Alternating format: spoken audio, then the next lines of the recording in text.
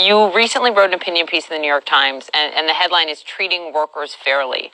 And you announced that you had decided to give all employees of Rent the Runway equal benefits, both salaried and hourly workers. Now, I think a lot of folks would say, well, yeah, duh, isn't that what happens? Well, no, that's not what happens at a lot of companies. There are tiers of people, and the people that actually make the most money get the best benefits. And this is bereavement, this is paid parental leave, family leave, sick leave. Why did you choose to do this? Simply, it was the right thing to do. In founding Rent the Runway, had set up a system where I just copied what best-in-class companies were doing.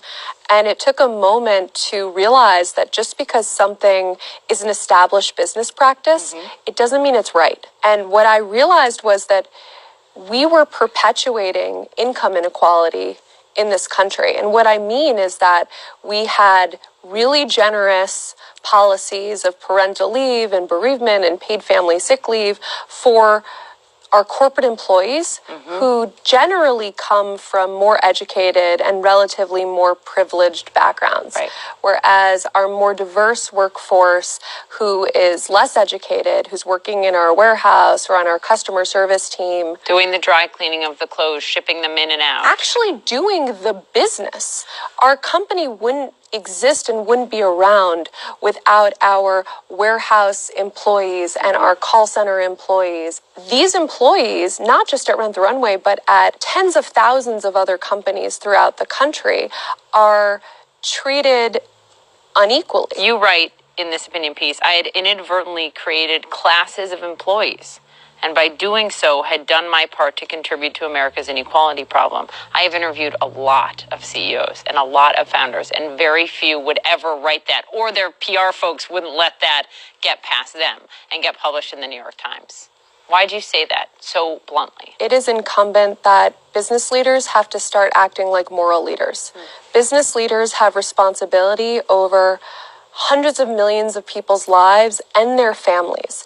And if the government isn't going to provide the safety net that people need in order to live, then business leaders have to contribute, especially when it's your full employee base that's helping to create the profits that are putting you in the position that you're in. You're also a company that wants to go public. You have said many times, I want this to go public as a multi-billion-dollar company. You have a board that you are responsible to. What's this going to cost? Up front, this will cost millions of dollars to implement.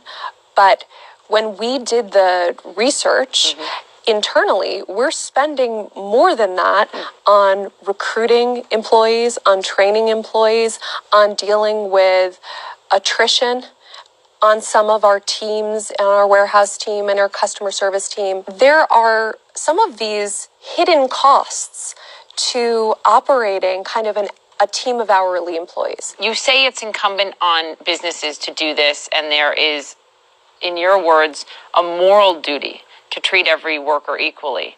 But Wall Street doesn't have a morality index. Wall Street looks at quarter-to-quarter numbers. They look at the... I have to interrupt you. Wall Street has to start having a morality index because 70% of millennials will not work for an employer unless that employer represents their values. So these companies are going to go out of business? So there's a whole new generation of talent, millennials and Generation Z, who are going to choose to spend their time at places that represent their values. I do think that talent acquisition and bringing the very best talent into your company is your competitive advantage.